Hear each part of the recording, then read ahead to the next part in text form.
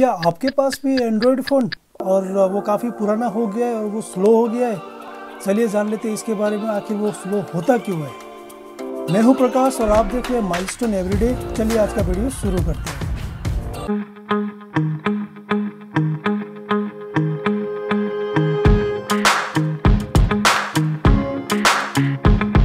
जैसा कि मैंने बताया, हम सब लोग कुछ ना कुछ एंड्रॉयड फ़ोन अभी यूज़ करते हैं और हम काफ़ी सालों से ये यूज़ करते आ रहे हैं, क्योंकि हमारा मोबाइल फ़ोन का इकोसिस्टम में मेजॉरिटी एंड्रॉयड फ़ोन का है।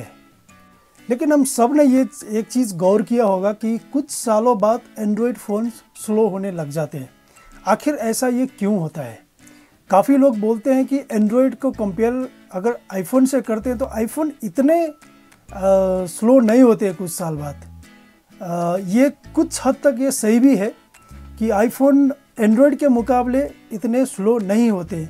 आइए जान लेते हैं ऐसा क्यों होता है। जैसा कि हम सब लोग जानते हैं कि एंड्रॉयड एक ओपन सोर्स लाइसेंस पे बेस्ड है। कोई भी कंपनी एंड्रॉयड को एज ऑपरेटिंग सिस्टम वो मुफ्त में यूज कर सकता है। लेकिन वो जब एंड्रॉयड सिस्टम अपने इकोसिस्टम में लेके आता है, अपने फ़ोन के अंदर डालता है, तो उसके ऊपर एक परत चढ़ा देता है, उसको स्किन बोलते हैं। जैसे बहुत सारे लॉन्चर होते हैं, वो एक तरीके से अपने फ़ोन में एंड्रॉयड को कस्टमाइजेबल करने के लिए वो लॉन्चर का यूज करते हैं। जब वो ऐसा करते हैं तो आपका ऑपरेटिंग सिस्टम कुछ हद तक भारी हो जाता है और थोड़ा सा लैग करने लग जाता है।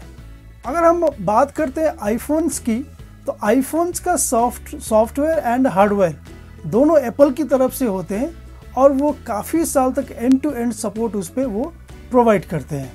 तो यही एक रीज़न है कि आईफोन बहुत साल तक भी वो इतने स्लो और लैगी नहीं होते हैं। अब बात करते हैं एंड्रॉयड फ़ोन्स के ऊपर कि वो ऐसा स्लो क्यों होते हैं। हमारा आप जानते हैं कि हमारे फ़ोन्स में ऑपरेटिंग सिस्टम और चिपसेट और रैम दिन ब दिन अपग्रेड होते रहते हैं। अभी हम जब फ़ोन खरीदते हैं तो उस पर एक सर्टन प्रोसेसर होता है, जैसे स्नैपड्रैगन का कोई प्रोसेसर हो गया, मीडियाटेक का कोई एक प्रोसेसर हो गया, और उसमें सर्टन लेवल की एक रैम होती है।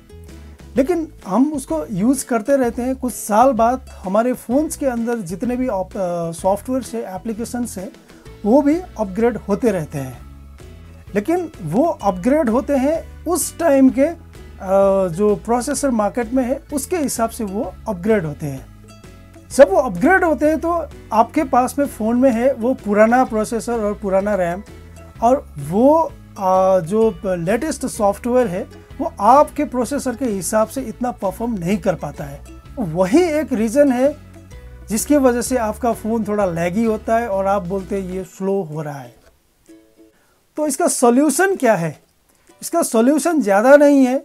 आप क्या कर सकते हैं, जितने भी ब्लोटवेयर आपके फ़ोन में है वो आप अनइंस्टॉल मार सकते हैं। आपके फ़ोन में जितने भी कैश मेमोरी है वो आप उसको डिलीट कर सकते हैं। और वर्स्ट सिचुएशन में आप अगर फ़ोन को फैक्ट्री रीसेट एक बार मार देते हैं तो आपका फ़ोन थोड़ा सा स्पीड में आ जाता है, क्योंकि आपके फ़ोन में है वही पुराना चिपसेट, वही पुराना प्रोसेसर, तो वो नए सॉफ्टवेयर के हिसाब से इतना परफॉर्म नहीं कर पाता है।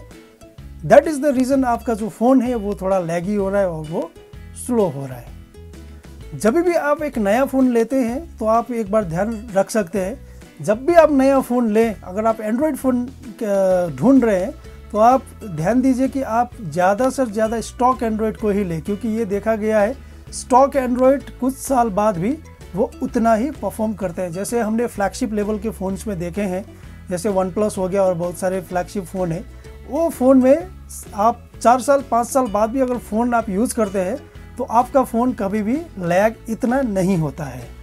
और ज़्यादातर लोग बोलते हैं कि आईफोन स्लो नहीं होते हैं। मैं बोलता हूँ आईफोन्स भी स्लो होते हैं कुछ साल बाद, क्योंकि इसमें भी वही फंडा है। लेकिन कंपेयर टू एंड्रॉयड आईफोन इतना स्लो नहीं होता, ये फैक्ट है। मैं उम्मीद करता हूँ आपको ये वीडियो काफ़ी ज़्यादा अच्छा लगा होगा। हमसे बने रहिए, चैनल को सब्सक्राइब कीजिए, वीडियो को लाइक कीजिए, शेयर कीजिए, और मिलते हैं एक और इंटरेस्टिंग सा वीडियो में।